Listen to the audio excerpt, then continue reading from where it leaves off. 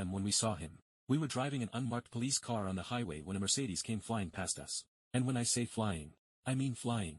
We'd already seen him coming in our mirrors. The moment he passed us, we activated our speed measurement. We followed from a safe distance. We didn't want him claiming later that he'd been speeding because he was afraid of a police car chasing him. But we didn't need to chase him. He was doing around 200 kilometers per hour. The speed limit, 100. After more than 4 kilometers, our equipment gave us the result. His average speed was 198 kilometers per hour. We knew what that meant. When we stopped him, he was probably going to lose his license. We accelerated slightly and caught up to about 100 meters behind him.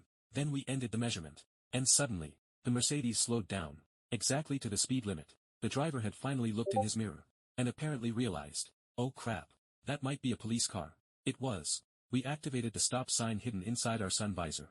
The driver immediately pulled onto the shoulder. So suddenly, that we had to slam on the brakes. My first thought was, what the hell is this guy doing? Then the driver's door suddenly flew open, and a tiny man jumped out. He was wearing a striped pajama set, and blue checkered slippers, and his hair looked like he'd just been dragged out of bed, which, as it turned out, he had. The man jumped out of the Mercedes, striped pajamas, blue slippers, hair sticking out in every possible direction, and then he started screaming. It's his fault. He pointed toward the passenger seat. He said he'd set the alarm. Then he shouted, "You've got what you wanted. You're not going on holiday today." At this point, we had absolutely no idea what was going on. My colleague tried to calm him down and asked for his driver's license. The man looked at us. "I don't have it." "You don't have your license?" "No. I don't have anything.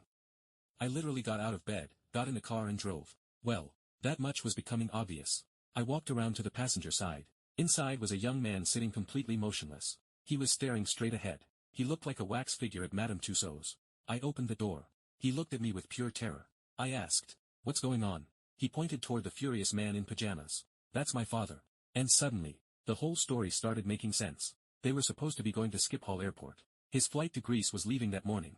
He had to check in at 5 a.m. The night before, his father had asked him several times, "Did you set your alarm?"